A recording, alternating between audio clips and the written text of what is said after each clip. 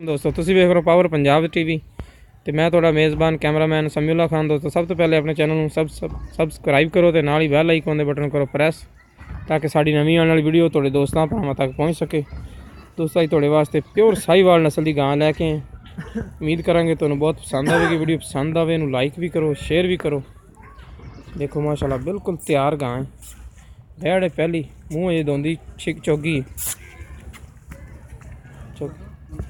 दोंदी मूँह चौगी होना हुई ठीक है। देखो माशाल्लाह गैंड थले धुन चंगा मुठ मुठ का थाने फुट दी विरला ने चंगी विरला के थाने माशाल्लाह चंगी चड्डेबाज गाय माशाल्लाह थाने देखो वैड़ लगे प्योर गोरे रंग की वैड़ चंगी सुथरी। अजे मूँह हुण चौगी हुई हर पासों सुथरी माशाल्लाह गिठ दा धुन है वैड़ दा।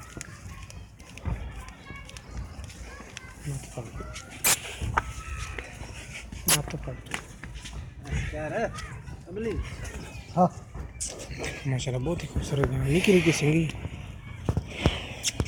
कोनी नहीं कराई उन्होंने।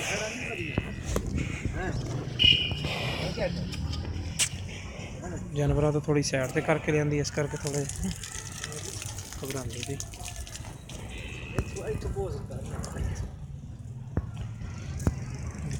चंगी चढ़ेबाज गाय ये नहीं इन्ना होर वाकई 5-7 दिन इन्हें कढ़ जाने यार माशाल्लाह टुरनवा बाजार हो जाने।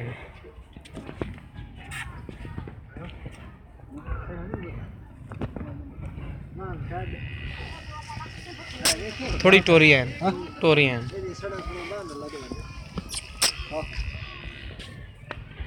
माशाल्लाह ये वट पूरे नहीं बैठ थले पिछले चड्डा सूह तक लैके जाएगी इंशाल्लाह बैठ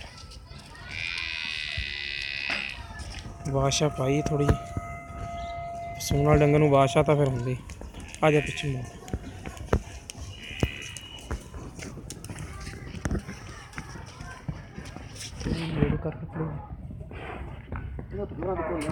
उसे डंगरा को बांध दे चलो।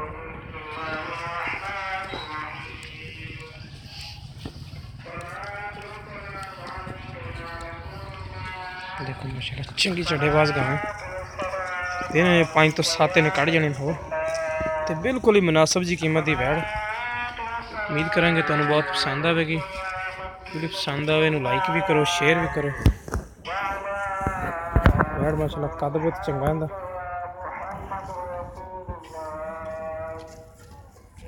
मुकम्मल कर देगा।